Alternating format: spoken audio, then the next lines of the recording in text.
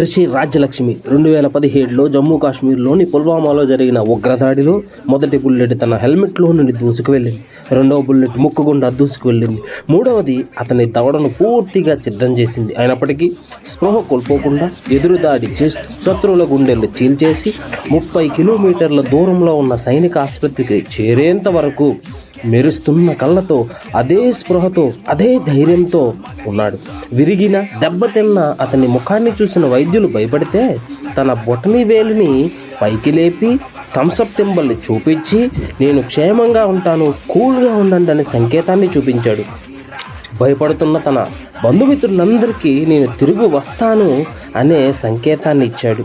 అతన్ని కలవడానికి వచ్చిన ఆర్మీ చీఫ్ బిపిన్ రావత్, నువ్వు అత్యంత నిర్భయుడివి అని చెప్పి అన్నాడు. 28 శస్త్రచికిత్సలు చేసినప్పటికీ ఆ ముఖాన్ని డాక్టర్లు సరిచేయలేకపోయారు. విశ్రాంతి ఆశించని వీరుడై ముఖంపై ముసుగు వేసుకుని మళ్ళీ ఆయుధాన్ని తీసుకున్నాడు రిషి రాజ్యలక్ష్మి. లెఫ్టినెంట్ కర్నల్గా బాధ్యతలు నిర్వహిస్తున్నారు. కేరళలోని అల్పుజా దగ్గర ముతుకులం అతని యొక్క జన్మస్థలం. ఇంత గొప్ప వీరుణ్ణి కన్న నా భరతమాతకు పాదాభివందనం. Download ShareChat.